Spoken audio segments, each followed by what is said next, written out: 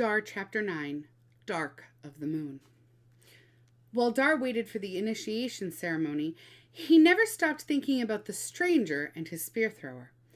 He wanted the magical antler rod more with each passing day. The ceremony will make me a man, Dar thought.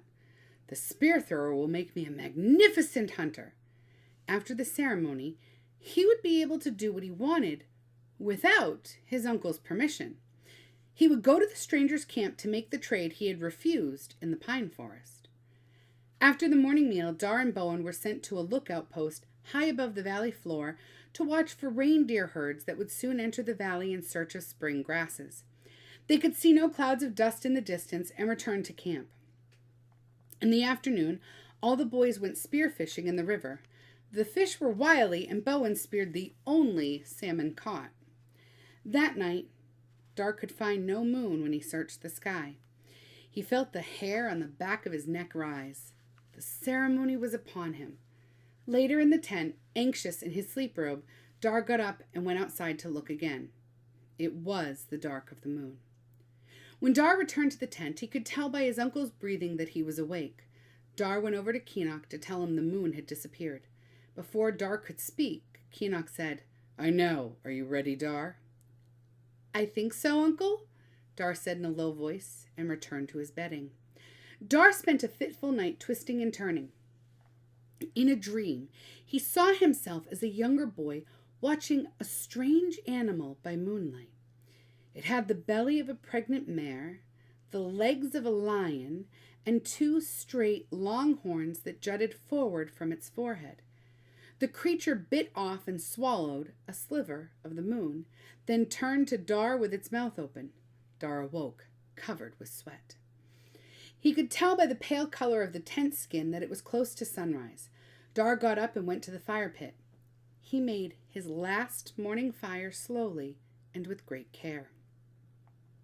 As the flames leapt up, the shaman came to the fire pit, followed by Bowen. "You two are to eat nothing until the new moon returns to the sky, and you are reborn as men," Janu said. He pointed to an oak tree. "When the sun hits the top of that tree, your walk to the sacred cave must begin. When you reach the cave, enter it and move toward the light at its heart." Dar had never heard Janu speak so sternly. "Now, go to the river and immerse yourselves.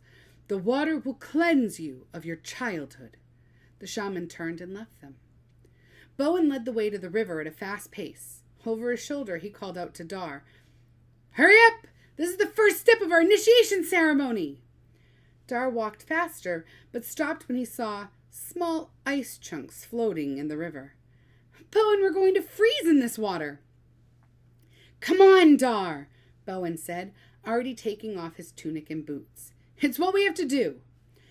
Dar reluctantly took off his clothes and followed Bowen into the frigid water. He ducked under the surface in order to prevent himself from crying out with the shock of the cold on his body. After a moment, Dar and Bowen scrambled out of the river, picked up their clothing, and ran naked back to camp. When they reached the hearth, the fire was almost out. They quickly built it up again, dressed, and moved close to the flames to warm themselves. They waited for the clan people to join them, but it slowly became apparent that there were no men in camp.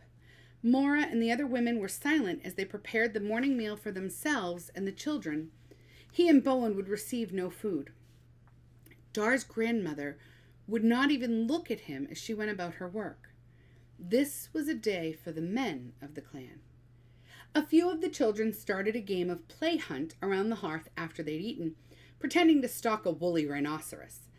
Dar longed to be a part of the game, but he did as Bowen was doing and sat close to the fire, silently staring into the flames. Bowen finally looked up at the oak tree on the hill. Its crown was struck with sunlight. "It's time," he said. Dar envied Bowen's confident tone. Leaving behind the women and children, they started the walk to the sacred cave.